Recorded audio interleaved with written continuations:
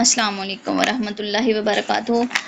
آج کا ہمارا جو دوسرا ٹاپک ہے وہ پرسپیکٹیو آف ایجوکیشن ہے۔ پرسپیکٹیو آف ایجوکیشن مطلب جو تناظرات تعلیم، آپ اس کو اردو میں کہہ سکتے ہیں کہ تعلیم پاکستان کے اندر کہاں سے شروع ہوئی اور کون سا سسٹم ہے، کتنی پالیسیز آئیں۔ ابھی میں آپ کے سامنے اسکرین شیئر کرتی ہوں تو کہ آپ کو شو ہو جائے۔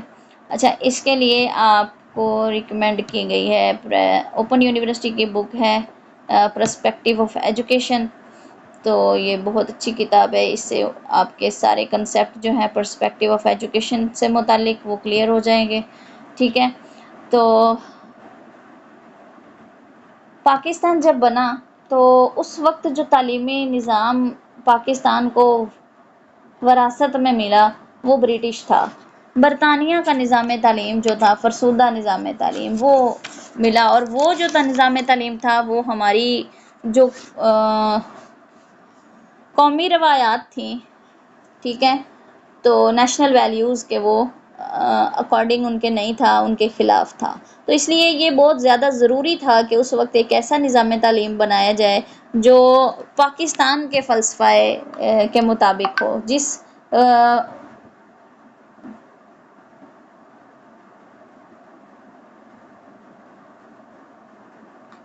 مجھے آپ کی بات کی سمجھ نہیں آئی، کیا کہنا چاہ رہی ہیں آپ؟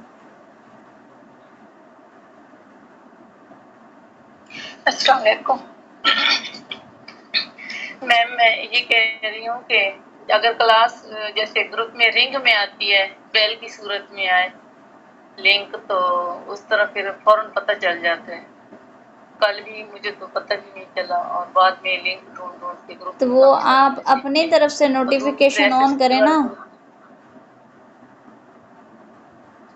میم جی کیسے؟ چلیں وہ کلاس کے بعد کرتے ہیں، ٹھیک ہے، ابھی ایک دفعہ لیکچر کنٹینیو ہونے دیں۔ جی تو پھر جو ہے قائد اعظم نے یہ ضرورت محسوس کی کہ جو ہے وہ ایک تعلیمی نظام بنایا جائے جو پاکستان کے مستقبل کے جو آنے والا دور ہے اس سے پاکستان جو ہے وہ اپنے آپ کو لڑنے کے قابل بنا سکے۔ اور ان کا مقصد جو تھا وہ یہ نہیں تھا کہ صرف تعلیم جو ہے وہ کتابی صورت میں ہو، بلکہ ٹیکنیکل سائنسی جو تعلیم ہے اس سے بھی نوجوان جو ہیں وہ مستفید ہوں، تاکہ اقتصادی حوالے سے یہ اکانومیکلی جو ہے وہ پاکستان کو سٹرونگ بنایا جائے، پاکستان کی اکانومی کو سٹرونگ کیا جائے معاشی طور پر، تاکہ دنیا سے لڑا جا سکے، اس کا مقابلہ کیا جا سکے۔ تو وہ یہ چاہتے تھے کہ پاکستان کے جو اسٹوڈنٹس ہیں، طلبہ ہیں، وہ بہترین سٹیزن بنے، اور تعلیم سے صرف ان کی یہ مراد نہیں تھی کہ مینٹلی یا علمی تعلیمی، بلکہ جو نیولی بورن کنٹری یعنی کہ پاکستان تھا اس کے لیے ایسے افراد کی ضرورت تھی جو سائنسی اور ٹیکنیکلی جو تعلیم ہے وہ بھی حاصل کریں، تاکہ پروفیشنلی طور پر، سائنسی طور پر کسی بھی ڈپارٹمنٹ میں پاکستان پیچھے نہ رہے، ماہر افراد کی ضرورت تھی۔ تو اس وجہ سے انہوں نے جو ہے وہ یہ ایک اپنے خطاب میں یہ بات کی تھی، جو انہوں نے پہلا خطاب پہلی تعلیمی کانفرنس میں دیا، کہ تعلیم جو ہے اس کے لیے ایک منظم جو ہے وہ ہمارا سسٹم ہونا چاہیے جس سے ہمارا معاشرہ، ہمارے افراد ترقی کریں۔ تو قیام پاکستان کے 3 ماہ بعد پہلی تعلیمی کانفرنس جو ہے وہ منعقد ہوئی 27 نومبر 1947 میں جو ہے وہ یہ پیش کی گئی، اور 27 نومبر 1947 سے 1 دسمبر 1947 یعنی 3 سے 4 دن تک یہ کانفرنس جو ہے وہ پہلی کانفرنس جاری رہی۔ یہ سکرین پہ آپ کو شو ہو رہا ہوگا۔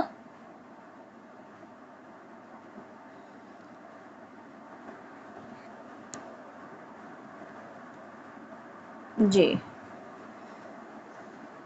تو پہلی تعلیمی کانفرنس جو ہے وہ 27 نومبر 1947 کو پیش کی گئی، اور 1 دسمبر 1947 تک یہ جاری رہی، یعنی 3 سے 4 دن، اور یہ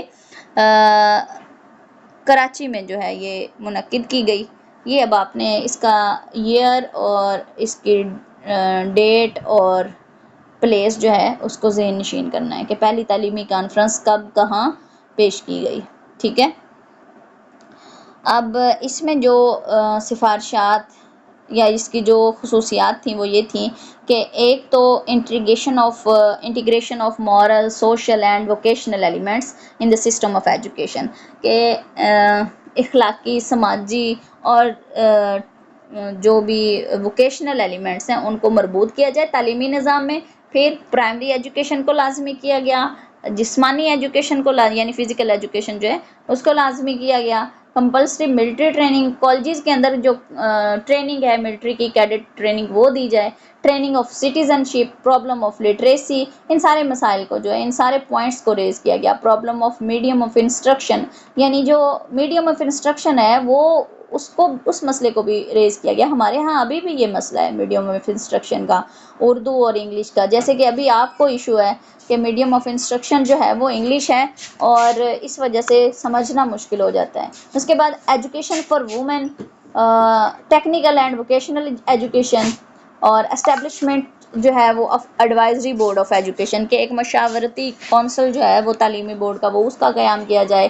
ایک انٹر یونیورسل بورڈ جو ہے اس کو قائم کیا جائے. پھر سائنٹیفک ریسرچ جو ہے اس کو پروموٹ کیا جائے. Establishment of overseas scholarship scheme کو بھی جو ہے وہ اس کا قیام عمل میں لایا جائے. تو یہ پوائنٹس تھے. پھر امپورٹنٹ ریکمنڈیشنز کیا تھیں کہ 6 سال کی عمر تک جو ہے وہ تعلیم لازمی کی جائے اور مفت کی جائے، اور پھر اس کے دورانیوں کو بڑھا کر آہستہ آہستہ 8 سال تک لایا جائے مستقبل میں. اور پرائیویٹ ایجنسیز جو ہیں ان کو یعنی جو بھی نجی ادارہ جات ہیں یا اسکولز ہیں ان کی حوصلہ افزائی کی جائے کہ وہ 3 سے 4 سال تک کے بچوں کی جو ہے وہ ان کو پری پرائمری ایجوکیشن دے. اور education should based on Islamic conception, یعنی کہ اسلامی تصور پر جو ہے وہ تعلیم کی بنیاد ہونی چاہیے. اور اس کے بعد ڈیموکریسی، جسٹس، سوشل جسٹس، ان ساری چیزوں کا خیال رکھا جائے. پھر provinces should take necessary steps, کہ صوبائی لیول پر جو ہے یعنی صوبے جو ہیں وہ لازمی اقدامات اٹھائیں ٹیچرز کو کی ٹریننگ کے حوالے سے. اور جو کامن لینگویج ہو کنٹری کے اندر وہ اردو ہونی چاہیے. اس وقت یہ سفارش کی گئی 1947 میں. اور اس کے بعد جو ہے مختلف جو ہیں وہ ریکمنڈیشنز تھی جن میں یہ موسٹ امپورٹنٹ تھیں. پھر as a transitional measure English should be retained as compulsory language, English کو بھی لازمی جو ہے وہ اسکول لیول پر قرار دیا گیا. اور اس کے بعد physical activities should receive special emphasis on education instructions. اچھا، فزیکل جو ایجوکیشن ہے اس کو بھی پر بھی زور دیا گیا کہ وہ بھی سکھائی جانی چاہیے، وہ بھی بہت ضروری ہے. اور اس کے علاوہ اسلامی اقدام روایات کے مطابق بہترین شہری بننے کے اوصاف پیدا کیے جائیں. تو یہ مختلف جو ہیں وہ پوائنٹس تھے جن کو ریز کیا گیا، جو ریکمنڈیشنز دی گئیں. اور اس کے بعد یہ جو تعلیمی کانفرنس ہے وہ کامیاب تو کافی حد تک رہی، لیکن ان کی تجاویز پر جو ہے وہ عمل نہ کیا جا سکا. اور البتہ اس کا اتنا ایک اثر ہوا کہ جو آنے والی تمام تعلیمی پالیسیاں تھیں ان کے لیے یہ ایک مشعل راہ ثابت ہوئی.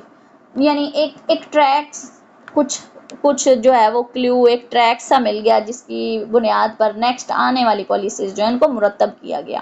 ٹھیک ہے.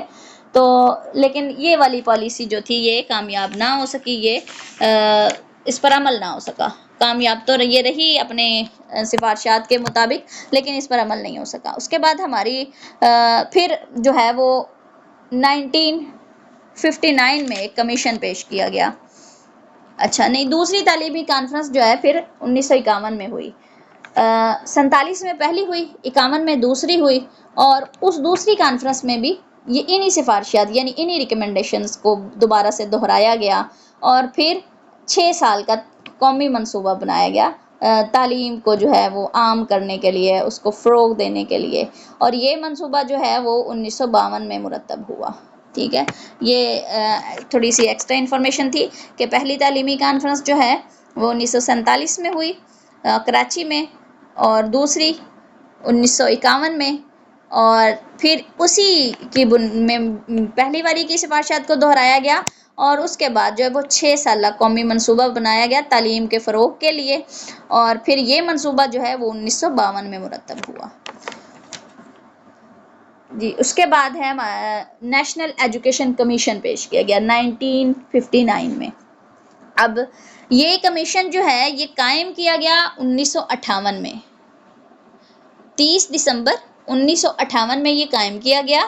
اور کس کی سربراہی میں یا اس کے سیکٹری کون تھے؟ ایس ایم شریف جو تھے وہ اس کے سیکٹری تھے. اور 30 دسمبر 1958 میں یہ قائم کیا گیا، اور اس کا افتتاح جو ہوا وہ 5 جنوری 1959 میں ہوا اس کمیشن کا. اور پھر 26 اگست 1959 میں اس کمیشن نے 350 صفحات پر مشتمل اپنی رپورٹ پیش کی.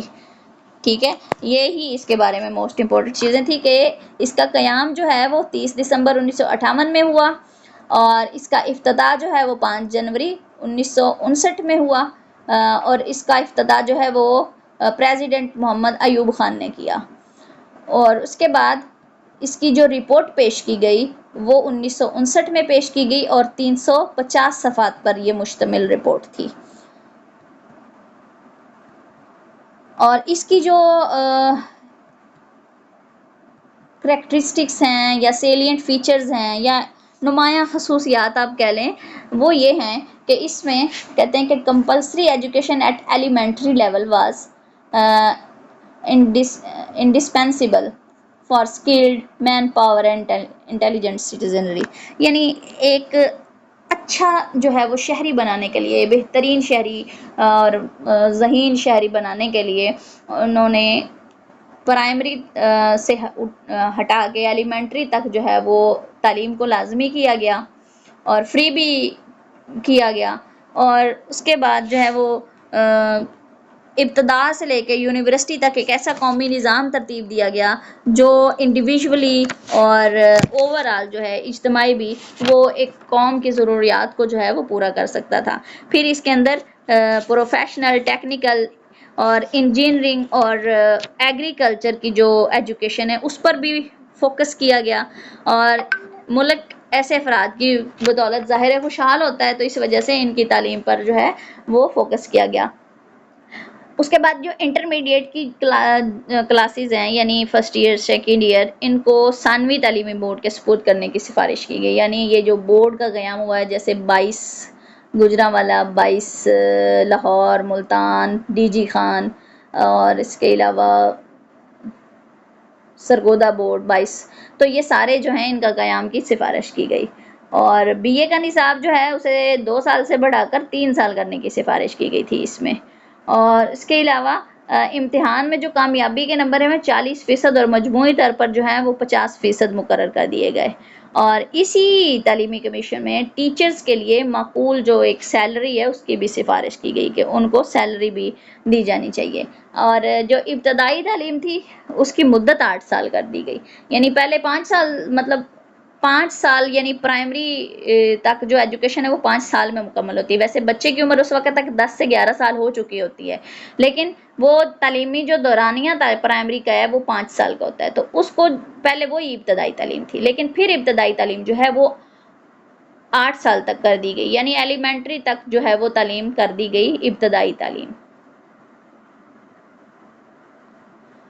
اور اس کے بعد جو ہے مخصوص جو ہے سلیبس پر فوکس کیا گیا کہ اسے according to students mental ability کے مطابق اسے جو ہے وہ ترتیب دینا چاہیے. اور اسکلڈ بیس ہو، یعنی پھر ریلیجیس ایجوکیشن جو ہے اس کو بھی لازمی کیا گیا اس کمیشن میں. اور پھر اس تعلیم کو نیشنل لینگویج میں دینے کی سفارش کی گئی، جیسے کہ اردو زبان میں جو ہے دینے کی سفارش کی گئی. پھر اسکول بلڈنگ، فرنیچر جو ہے وہ سادہ ہونا چاہیے، زیادہ مہنگا نہیں ہونا چاہیے، صاف ستھرا ہونا چاہیے، اور جو لوکل سٹائل ہوتا ہے اسی کے مطابق ہونا چاہیے وہ سارا مٹیریل. اس کے علاوہ ٹریننگ فیسلٹیز جو ہیں وہ ٹیچرز کو یعنی ٹریننگ جو ہے لازمی دینے پر فوکس کیا گیا کہ ٹیچرز ٹرینڈ ہوں گے تو وہ بچے اچھے سے ٹرینڈ کریں گے. ریفریشر کورسز جو ہیں ان کو انٹروڈیوس کروانے کے لیے سفارشات کی گئیں کہ انہیں انٹروڈیوس کرایا جائے. مطلب سلیبس کے اندر جو تبدیلیاں لائی جا رہی ہیں 6 ماہ بعد، سال بعد، 2 سال بعد، تو اس سے ٹیچر کو انٹروڈیوس کروایا جائے، ان کی ٹریننگ کروائی جائے، اور نئی اصطلاحات جو بھی متعارف کروائی جائیں ان کے مطابق ٹیچرز کو اویئر کیا جائے۔ اس کے علاوہ اور کیا سفارشات تھیں کہ land, building, furniture, teaching materials اور residential accommodation for teachers should be provided community, کہ گورنمنٹ کی طرف سے یا کمیونٹی کی طرف سے اساتذہ کرام کو رہائش، گھر اور یہ ساری فیسلٹیز دی جائیں تاکہ جو دور دراز کے علاقہ جاتے ہیں جہاں پر جو ہے وہ ٹریولنگ مشکل ہوتی ہے یا جہاں سٹے کرنا ہوتا ہے، تو وہاں یہ ٹیچر کو فیسلٹیز جو ہیں وہ میسر ہوں تاکہ وہ پڑھانے میں سے کوئی پرابلم نہ پیش آئے۔ تو یہ ریکمنڈیشنز تھیں 1959 کی کمیشن کی، اور معذور جو اسٹوڈنٹس ہیں ان کی تعلیم کے لیے بھی بہتر نظام کی جو ہے وہ سفارش کی گئی، اور اردو کو چھٹی جماعت سے لے کر ڈگری کی کلاسز تک لازمی سبجیکٹ قرار دے دیا گیا، اور یہ سفارش کی گئی کہ انگریزی کی بجائے اردو ہی جو ہے وہ ذریعہ تعلیم ہو، کیونکہ وہ قومی زبان تھی۔ اور کالج اور یونیورسٹی کے جو بھی اساتذہ اور اسٹوڈنٹس کے لیے مناسب کرایہ پر موضوع جو ہیں وہ انتظامات کیے جائیں رہائش کے۔ اس کے علاوہ غیر ملکی امداد کا جو معقول حصہ ترقیاتی کاموں کے آنے والی تعلیمی و تربیت پر بھی خرچ کیا جائے، یعنی جو ایڈ آتی ہے باہر سے اس کو بھی اس کی انویسٹمنٹ تعلیم پر بھی کی جائے۔ تو یہ سفارشات تھیں۔ اب اس کے کچھ کمزور پہلو بھی تھے، قومی تعلیمی کمیشن جو پیش کیا گیا، اس کا کمزور پہلو یہ تھا کہ کمیشن نے تعلیمی اصلاحات کا جو آغاز کیا، یعنی جب عمل درآمد شروع ہوا، تو اس وقت انہوں نے زیادہ جو فوکس کیا وہ اعلیٰ تعلیم پر کیا، اور اسی پر سارا کچھ جو ہے وہ صرف کر دیا، اور ابتدائی تعلیم جی اس کی جو پریفرنسز ہیں اس کو پیچھے ڈال دیا، اور نہ ہی اس پر توجہ دی گئی۔ اور پھر اس کا ایک اور جو خامی تھی وہ یہ، جب عمل درآمد ہوا تو یہ تھی کہ تعلیم کو عام کرنے کی بجائے تعلیم کے معیار کو بلند کرنے کی زیادہ جو ہے اس پر فوکس، یعنی اس کو ہر جگہ تعلیم پہنچانے کی بجائے، یعنی کہ مثال کے طور پر شہروں میں تو تعلیم ہے لیکن ولیجز کے اندر دور دراز کے جو ایریاز ہیں وہاں سکول نہیں ہیں، ادارے نہیں ہیں، اساتذہ نہیں جاتے، تو وہاں تعلیم نہیں ہے۔ تو بجائے اس کے کہ ہر جگہ تعلیم پہنچائی جائے، ہر جگہ ادارے بنائے جائیں، ٹیچرز کو اپوائنٹ کیا جائے، اس کی بجائے کیا کیا گیا کہ جی کوالٹی آف ایجوکیشن پہ فوکس کرنا شروع کر دیا گیا۔ تو پھر اس کا نوٹس لیا گیا۔ اس کا نوٹس کس نے لیا؟ ڈاکٹر محمد عبدالعزیز نے کمیشن کی اس غلط ترجیح کا پورا نوٹس لے لیا، اور پھر کمیشن کے بیان کردہ جو عمومی مقاصد تھے، یعنی جنرل جو آبجیکٹیوز تھے، وہ تعلیم کو مبہم اور ناکافی انہوں نے قرار دیا، یعنی اس پہ وہ پورا نہیں اترے۔ اور پھر اگر اسلامی ریاست کے نقطہ نظر سے دیکھا جاتا تو اس میں بھی اس کمیشن میں نظام تعلیم میں مذہبی پہلوؤں کا کوئی مقام نہیں فکس، مطلب بتایا گیا، پراپر مقام نہیں بتایا گیا۔ تو کمیشن نے تعلیمی ترجیحات کا غلط تعین کیا، اور موجودہ جو بھی نظریاتی بحران ہے اس کا بھی منطقی جو نتیجہ ہے وہ یہی ہے۔ اور ان چند کمزور پہلوؤں کے علاوہ اس میں ایک اور خامی یہ تھی کہ کمیشن نے قرآن پاک کی تعلیم کو لازمی تو قرار دیا، لیکن اس کا امتحان جو ہے وہ منعقد نہیں کروایا، جس کی وجہ سے اسٹوڈنٹس کی جو کا لیول آف انٹرسٹ تھا وہ کم ہو گیا، اور اس سے کمیشن کا جو مذہبی تعلیم کی اہمیت کے بارے میں نقطہ نظر تھا وہ ظاہر واضح ہو گیا کہ انہوں نے اس کے ساتھ انصاف نہیں کیا۔ اس کی مثال آپ ابھی موجودہ دور میں دیکھیں کہ قرآن پاک کی تعلیم کو جو ہے وہ لازمی تو کیا گیا پہلے سال میں،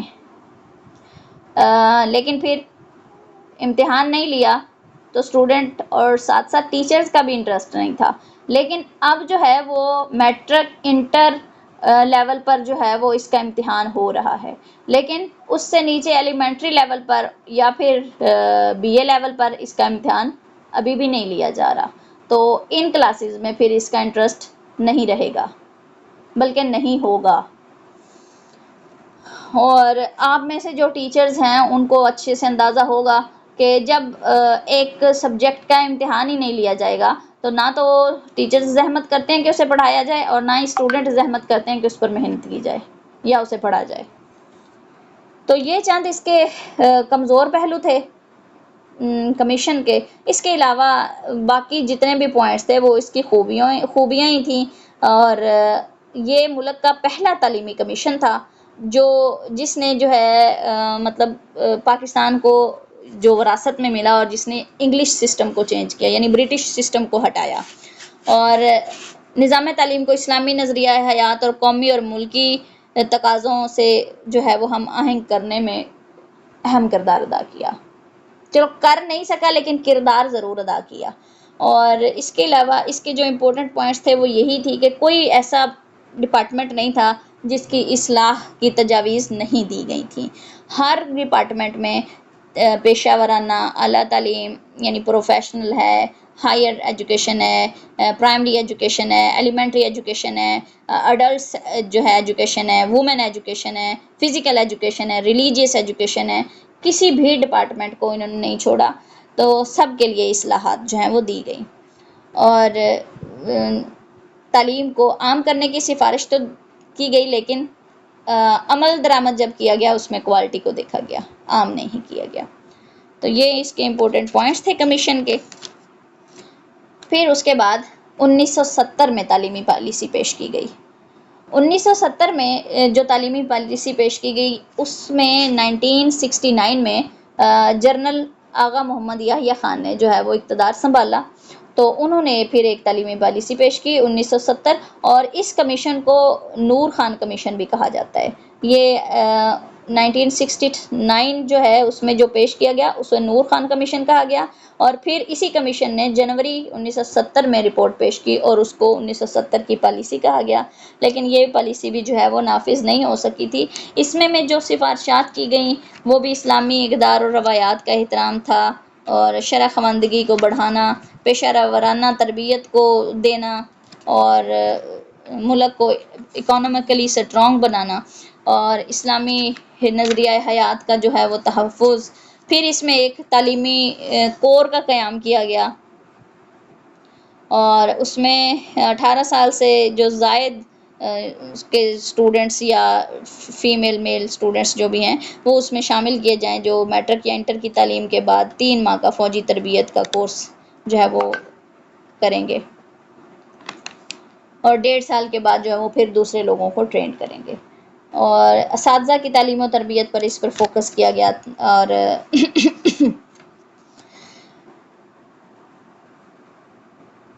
1970 میں جو پھر تعلیمی پالیسی پیش کی گئی وہ ابھی پوری طرح سے نافذ نہیں ہوئی تھی کہ دوسری اس کے بعد ایک 1972 والی تعلیمی پالیسی جو ہے وہ پیش ہو گئی، اور یہ تعلیمی پالیسی جو ہے وہ 10 سال کے لیے بنائی گئی، 1972 کی تعلیمی پالیسی، اور یہی اس کو پھر نافذ کیا گیا۔